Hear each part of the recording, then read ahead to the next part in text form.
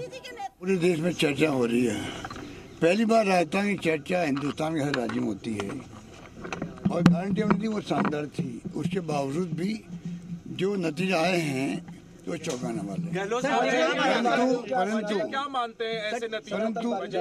परंतु क्योंकि छत्तीसगढ़ में भी जो उम्मीद थी उसके विपरीत नतीजे आए हैं, मध्य प्रदेश में उल्टे नतीजे आए हैं।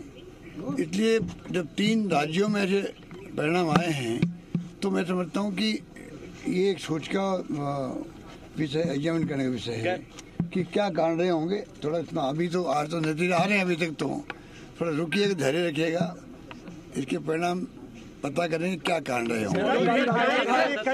सर दिग्गज आ रहे हैं, नए चेहरे चुनाव जीते, लगता नहीं टिकटें कुछ और काट दी थी, कुछ टिकटें और काट दी, नए चेहरों को मौका दिया गया, वो सारे जीत रहे हैं। कांग्रेस पार्टी को सफलता। अभी मेरी बात सुनो, जो ये जो प्रॉब्लम यहाँ थी, हम भी जानते हैं कि ये नए चेहरे लाने की बात थी कि नए उम्मीदवार आने चाहिए, पर ये मांग मध्य प्रदेश में थी नहीं, छत्तीसगढ़ में नहीं थी, तभी वहाँ भी चुनाव हारे हम लोग। तो ये कहना कि भाई नए चेहरे तो जीत जाते, वो गलत बात है। नंबर 2, नए चेहरे को हम सब लाइक करते हैं, पर जो सर्वे आए थे, जो भी आए थे, उसमें अगर किसी के खिलाफ में एंडिंग में थी तो नो ऑप्शन, इस प्रकार हालात बन गए थे। इसलिए वो भी जो फैसले हम करना चाहते थे वो नहीं हो पाए। गहलोत सर इधर भी ले लीजिए, लेकिन जो एमएलए के खिलाफ एंटी इनकम टैक्स मानते हैं आप? आपने एक बार कहा था भाई, मैंने कहा ना आपको, ये प्रॉब्लम मध्य प्रदेश में थोड़ी थी, ना एमपी में थी ना छत्तीसगढ़ में थी, चुनाव भी हमारे हैं। सर मेरा एक सर अब अशोक गहलोत अपना रोल क्या देखते हैं? अशोक गहलोत अपना रोल क्या देखते हैं? देखिए, मैं तो जनसेवक हूँ, मैंने कहा अंतिम सांस तक मैं प्रदेश वालों की सेवा करूँ। सर मेरा एक सवाल है, चाहे भले मैं उसमें कोई पद पे रहूँ या नहीं रहूँ, मुझे तो सेवा का बचपन से शौक है और मैं उसी के अंतर्गत काम करता रहूँगा। आप लोगों के बीच में रहूँगा, राजस्थान और छत्तीसगढ़ दोनों प्रदेश वासियों के बीच में रहूँगा, उनकी सेवा करूँगा। सर ये फैसला क्या लोकसभा चुनाव को लेकर के जो कांग्रेस की तैयारी है, इंडिया अलायंस की तमाम कवायद चल रही थी, उसके लिए भी एक झटका मानते हैं? देखिए, इन बातों का फर्क तो पड़ता ही है, पर मैं समझता हूँ जैसे खड़गे साहब ने कहा है, क्योंकि चुनाव में खड़गे साहब ने, राहुल गांधी जी ने, प्रियंका जी ने कोई कमी नहीं रखी, सबने हमारे नेतृत्व ने जम के कैंपेन किया यहाँ पर और हमारी स्कीम इतनी शानदार थी, हमें उम्मीद थी कि स्कीमों के आधार पर आगे जो वादे करें उनके आधार पर और कानून ऐसे ऐसे पास किए उसके आधार पर सरकार हमारी बनेगी। नहीं बन पाई।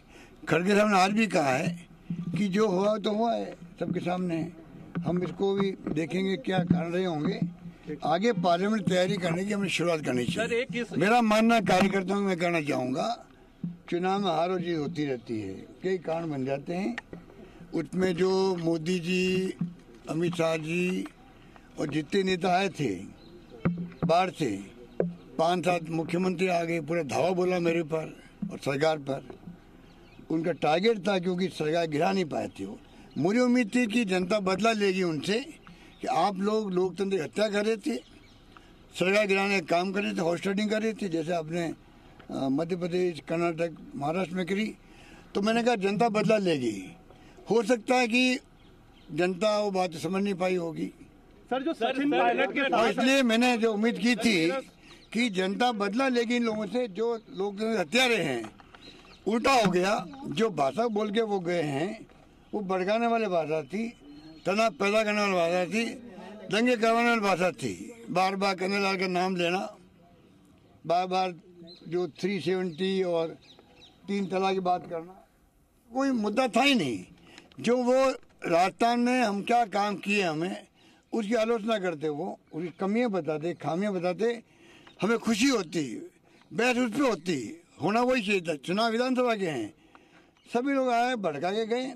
अब हो सकता है हिंदू और मुस्लिम और जो धर्म की बात ये लोग करते हैं वो भी एक कारण हो सकता है, क्योंकि जो ध्रुवीकरण हुआ है, लगता है कि मध्य प्रदेश में, छत्तीसगढ़ जैसे राज्य में जहाँ की एक तरफा जीत थी, मध्य प्रदेश में जनता इलेक्शन लड़ रही थी बीजेपी के खिलाफ में, ये माहौल था आज से 4 महीने पहले, 3 महीने पहले, और राजस्थान के अंदर शानदार माहौल था।